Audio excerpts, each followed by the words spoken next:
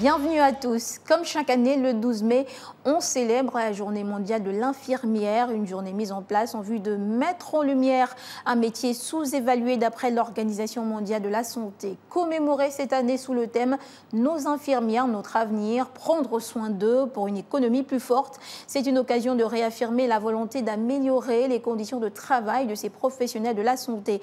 Pour en parler, nous recevons Max Christ Ondo, infirmier au centre hospitalier universitaire d'Ovando et membre de l'Association nationale gabonaise des infirmières et infirmiers diplômés et étudiants, en abrégé ANGID. Bienvenue, Monsieur Ondo.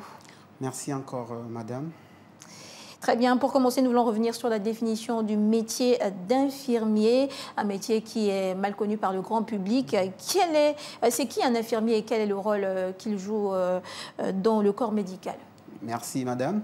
Donc, je disais, permettez-moi de dire merci à toutes les personnes qui ont pris part à l'organisation et souhaiter également aussi bonne fête à toutes les infirmières et à tous les infirmiers du Gabon et du monde entier. C'est votre journée.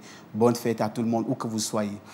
Bon, pour revenir sur la définition de l'infirmier ou l'infirmière, il faut noter que dans le statut général du fonctionnaire, on va voir que l'infirmier, c'est celui-là ou celle qui a reçu une formation selon son niveau, donc dans une école reconnue, et cette formation va être sanctionnée par un diplôme.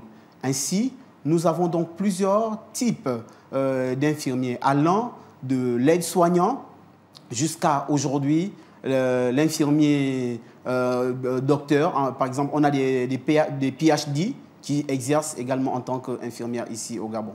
Et donc, ces différents infirmiers ne jouent pas les mêmes rôles. Ils sont dans différents secteurs du système de santé. Tout à fait, tout à fait. Effectivement, selon les grades, nous allons voir que quand on parle, par exemple, de l'infirmier l'aide-soignant, donc il va vraiment être un peu à la base. Tout ce qui va se faire un peu à côté du patient, il est un peu comme auxiliaire. Et donc, il va être là à côté du patient. Celui-là, il a un rôle qui lui est réservé.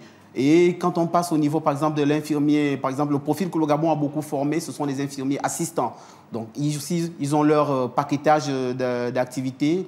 L'infirmier diplômé d'État, il aura son paquetage d'activités, ainsi que les polyvalents et les infirmiers en master ou en PhD. Voilà. Et donc, quelles sont les différentes missions vis-à-vis du patient? Nous comprenons qu'il y a différents types d'infirmiers.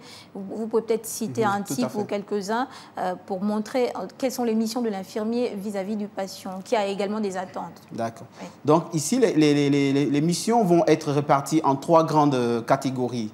On a donc ce qu'on va appeler d'abord le rôle propre de l'infirmier. Donc, dans le rôle propre de l'infirmier, nous allons vraiment voir ce que la fondatrice de soins Nightingale va nous dire, c'est être capable, en fait, d'être dans l'accompagnement du patient. Donc, ici, pour reprendre un peu les thèmes, Nightingale va nous dire que vraiment, le fait de placer la personne dans des bonnes conditions va beaucoup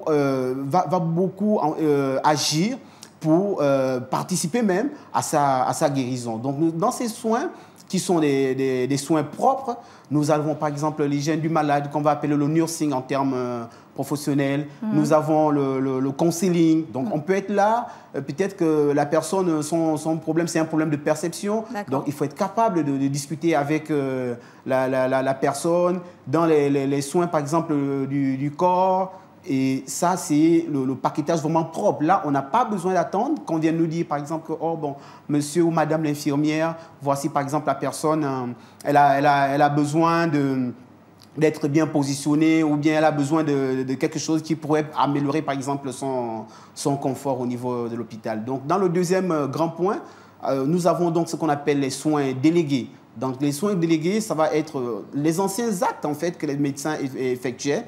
Ici, par la charge horaire qui est devenue très grande pour le médecin, alors il a pris, comme nous on nous dit, délégué. Donc il a délégué ce paquetage de points. Donc c'est ce que c'est beaucoup plus en fait ça que les médecins vont mettre en avant. On va voir les injections, on va voir les prélèvements, on va voir tout ce qui va être vraiment en fait un peu du médical, mais qui revient aujourd'hui à l'infirmier. Bon, maintenant, dans le 3, c'est cette capacité que l'infirmier peut avoir aussi à interagir dans la santé communautaire.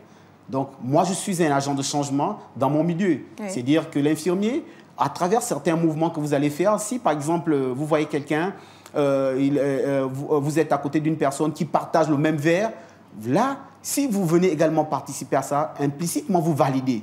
Alors qu'infirmier, en tant qu'infirmier, vous pouvez dire, bon, gentiment, avec beaucoup de politesse, que ah non, ça ne se fait pas parce qu'il y a des germes en fait, que vous pouvez prendre en utilisant. Donc ici, on est dans la communauté. Donc un travail de sensibilisation également. Voilà, dans un travail de sensibilisation. Donc c'est un peu ça. Voilà. Donc vous l'avez dit, vous avez cité donc Florence Nightingale qui est à l'origine de la célébration de cette journée. D'après elle, chaque patient a des besoins individuels et le rôle de l'infirmier ou de l'infirmière vise à satisfaire ses besoins. Mais pourtant, M. Ondo, fort est constaté que ce n'est pas parfois le cas. En milieu hospitalier, on remarque parfois un certain laxisme vis-à-vis du patient, un accueil peu courtois. Pour ne citer que cela, nous avons des internautes qui laissent souvent des messages. Quelles sont les raisons d'après vous? Qu'est-ce que vous avez à répondre? Bon, déjà, je vais le dire un peu à ma honte, reconnaître un peu effectivement les manquements qu'on observe sur le terrain par rapport justement à ce problème de l'accueil, à ce problème de... on va dire des actes parfois qui ne sont pas toujours dans la qualité de soins. Les raisons ici, on va déjà citer la charge de travail. La charge de travail dans certains milieux. On va au-delà des 8 heures qui sont prescrites, par exemple, par l'Organisation internationale de travail. Parce que vous êtes d'accord avec moi que l'Organisation internationale va vous dire pour être vraiment efficace, il faut que nous soyons respectueux de la charge de travail. Sinon, au-delà, nous devenons, par exemple, un danger pour le patient. Oui. Nous pouvons être un danger. Donc, il y a ce problème. Il y a aussi les problèmes, comme on est en train de dire, où les champs de compétences, généralement, ne sont pas toujours clarifiés. Vous observerez avec moi, quand vous voyez, par exemple, au niveau de l'infirmier, au niveau de l'hôpital, tout le monde porte le même titre, infirmier. Et donc, là-dedans, on a beaucoup, parfois, qui, normalement, devraient être, on va dire, dans des situations où ils sont accompagnés, ils sont supervisés. Mais dans cette supervision, malheureusement, elle n'est pas toujours efficace. Moi, je travaille, par exemple, dans des équipes où il y a ces grades-là. On a l'infirmier diplômé d'État, on a l'infirmier assistant, on a l'auxiliaire. À ce moment, vous êtes efficace. Mais s'il arrive que dans la chaîne, il y a quelque chose qui ne suit pas, voilà, qui manque, on aura beaucoup, en fait, soit des erreurs, soit des oublis, ou en fait des gens qui ne vont pas très bien réaliser l'intérêt pour le patient. Donc, il y a également un problème de ressources humaines insuffisante. Tout à fait. Pour revenir un peu sur ça, aujourd'hui, les infirmiers, le fichier nous parle à peu près de 3000 infirmiers au niveau du Gabon. Et on va dire quoi? On va dire que la moyenne d'âge maintenant, on peut la situer, bon ça c'est ce que j'ai observé, on peut la situer autour de 48 ans. Le personnel est vieillissant. Le personnel est vraiment vieillissant. Moi j'en trouve encore certains, malgré l'âge, qui sont dans des services où on demande beaucoup d'efforts. Mais là, qu'est-ce qu'ils font? C'est les ressources humaines doivent nous aider dans ce sens-là pour essayer un peu de mieux, mieux gérer. Parce que c'est ça justement le thème de notre journée. Prendre soin de nos personnels. Effectivement. Dans le prendre soin, nous devons comprendre que si vous avez vraiment donné de votre amour à un enfant, vous avez donné des ressources pour qu'il apprenne et tout le reste là, il y aura ce retour sur investissement. Or, malheureusement, à un moment donné, les infirmiers se sentent un peu lâchés.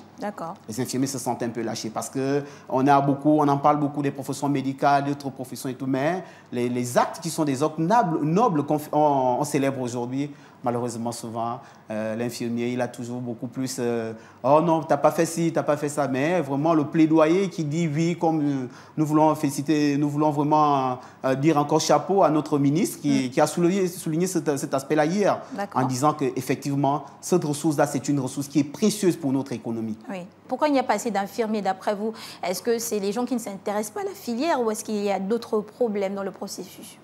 Le problème, déjà, c'est un problème déjà d'attraction. C'est déjà un problème d'attraction. Parce que généralement, vous allez voir, quand nous obtenons tous le bac, jusqu'à récemment, bon, la profession, elle était un peu boudée parce qu'il y avait une petite brimade qui existait dans le sens où, pour les mêmes personnes qui vont, par exemple, partir avec leur profil de bac, il y a l'autre qui va être, par exemple, médecin.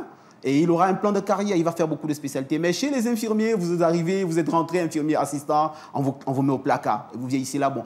Peut-être il y a un peu de bonification à l'intérieur de l'hôpital, mais vraiment, ce que les jeunes, ils regardent tout ça. Si j'ai commencé, par exemple, en tant qu'infirmier diplômé d'État, c'est qu'à un moment donné, au bout de 10 ans, je dois pouvoir aspirer à autre chose. Et ce plan de carrière-là, malheureusement, bon, on est un peu en train de le mettre, parce qu'aujourd'hui, nous félicitons la transition. La transition nous a permis d'aller, par exemple, ouvrir le master en pédiatrie, puisque le master en anesthésie-réanimation existait déjà. Donc, il y avait ce problème-là qui n'attirait pas des jeunes. Vous pouvez parler, des jeunes, ils vont beaucoup plus aller dans des domaines où ils savent qu'ils peuvent être Ils vont évoluer dans leur carrière. Ils vont évoluer.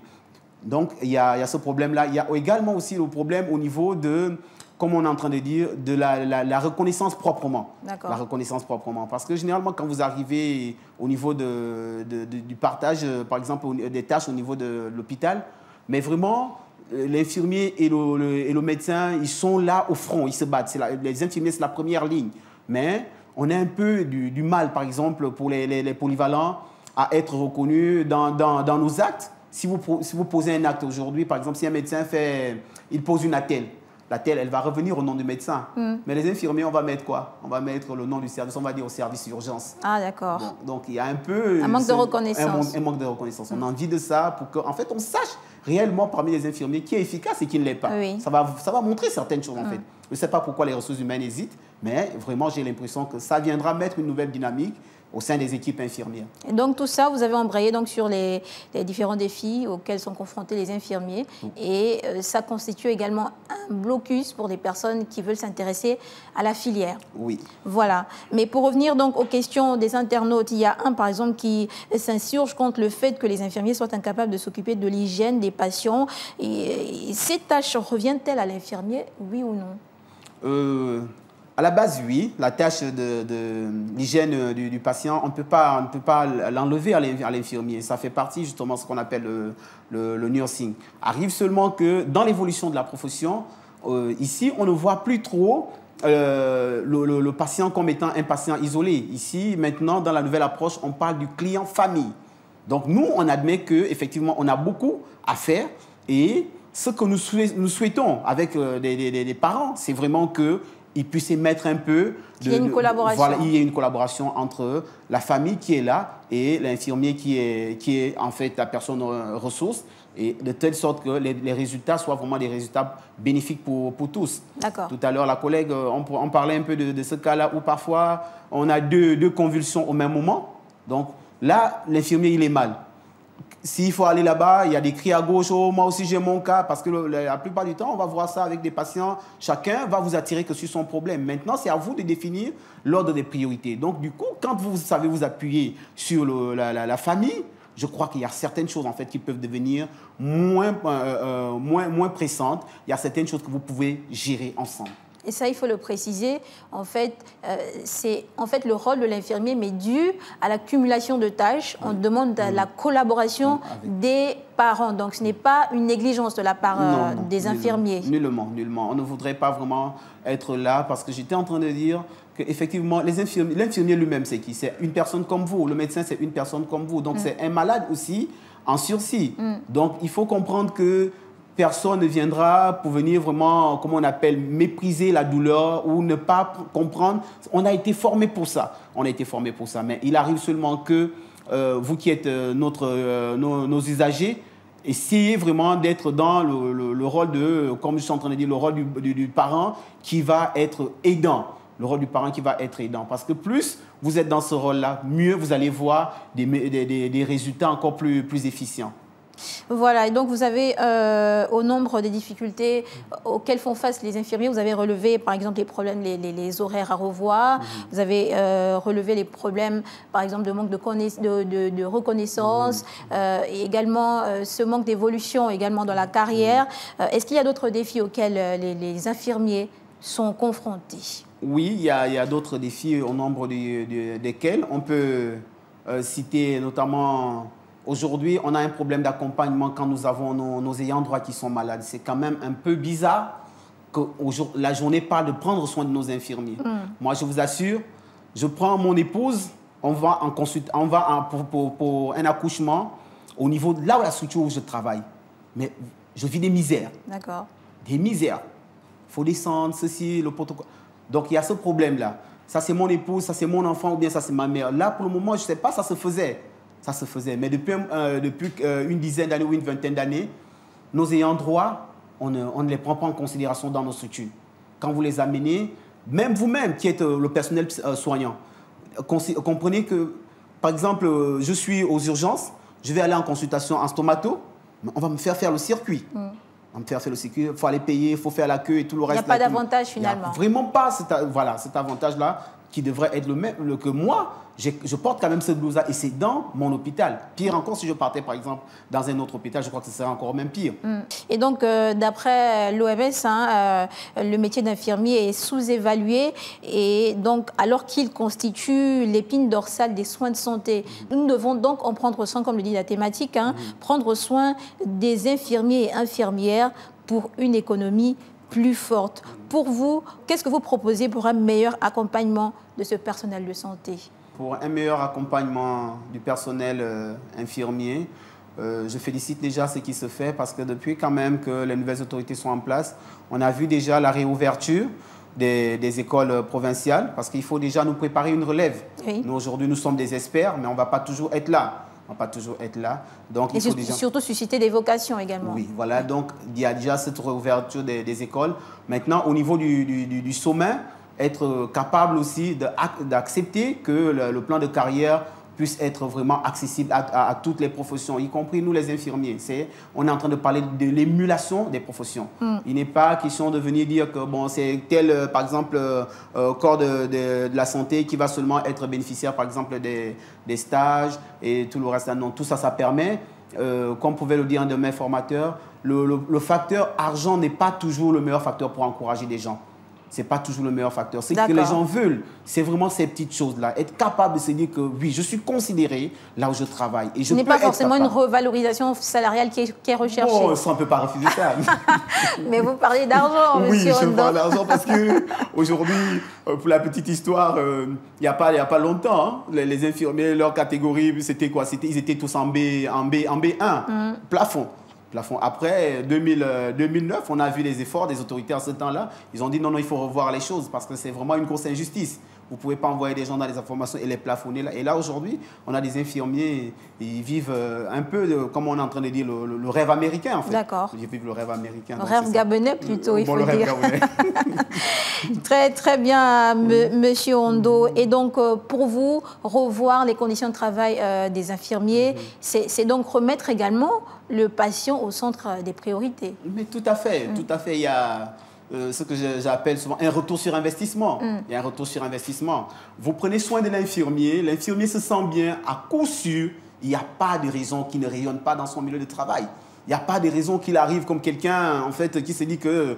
On a un peu des infirmiers comme ça, comme si on l'avait tiré de force.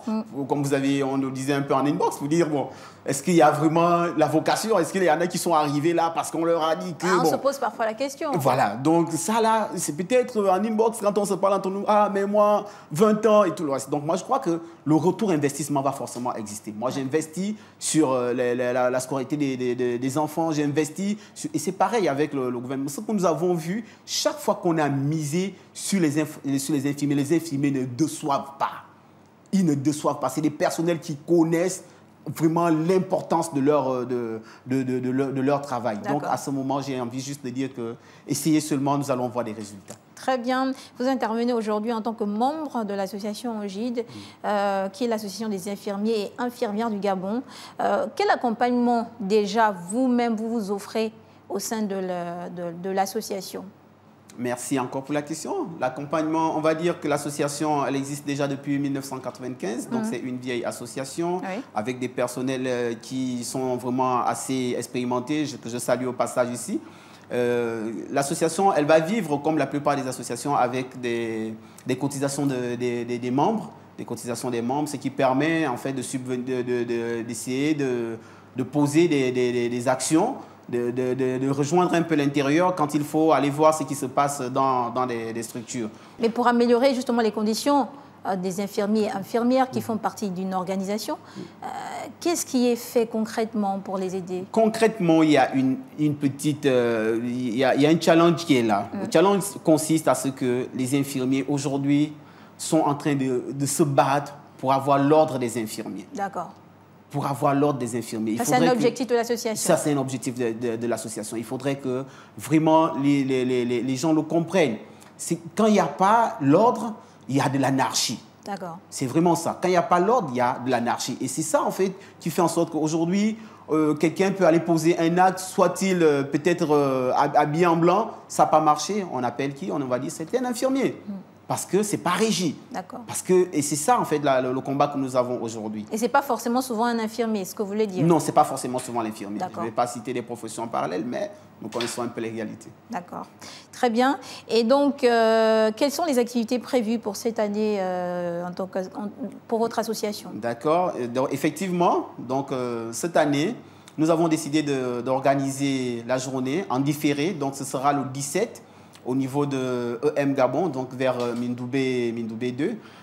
Ce qui a prévu, donc nous avons vraiment des hautes personnalités qui vont intervenir dans le monde médical. Il y aura des exposés, des tables rondes. Et quel est l'objectif que vous souhaitez atteindre pour cette journée, pour cette année 2025? Bon, objectif, c'est déjà de rehausser le niveau des pratiques. Très bien.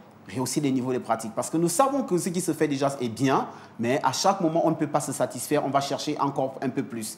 Donc, pour ceux qui sont encore en train d'hésiter, ça va être le moment de venir vraiment pour venir participer à ces journées. Et là, vous invitez les infirmiers? Infirmiers, infirmières et même le public. Le public peut venir pour venir. Moi, j'ai vu dans des participants, il y a des élèves de classe de première et de terminale parce qu'ils ont compris aujourd'hui, par exemple, qu'il faut aller vers la spécialisation. Donc, ça, c'est quelque chose qui nous touche. Vraiment, venez nombreux pour venir découvrir peut-être un aspect des soins que vous n'aviez pas forcément parce que je crois que personne n'a la science infuse. Ça permettra donc de susciter l'intérêt de ces futurs étudiants-là que vous invitez. Bien sûr, bien sûr. Voilà. Très bien, Monsieur Ondo, je pense qu'on a fait le tour. Merci donc d'avoir répondu à l'invitation de Gabon 24. Est-ce que vous avez un mot de fin alors que nous sommes arrivés au terme de cette émission? Oui, le mot de fin, c'est encore relancer cet appel à l'endroit de la communauté médicale et paramédicale en leur disant que nous, en tant qu'infirmiers, c'est vraiment une joie quand on célèbre notre journée comme ça, en mémoire de tout ce que les prédécesseurs ont eu à faire. Donc, vous êtes conviés, vous êtes invités. Venez vraiment à cette journée. Voilà qui est dit. Merci. Donc, Monsieur Max Chris Ondo, je rappelle que vous êtes infirmier au Centre hospitalier universitaire de Vindo et membre de l'Association nationale gabonaise des infirmières et infirmiers diplômés et étudiants. Voilà, nous retenons que les défis sont nombreux en matière de prestations des soins infirmiers. L'amélioration des conditions de travail de ces personnels de santé revient à influencer les politiques nationales qui conduiront à remettre le bien-être du patient au cœur des priorités. À toutes et à tous, merci de nous avoir suivis. À très bientôt sur les antennes de Gabon 24. Et d'ici là, portez-vous bien.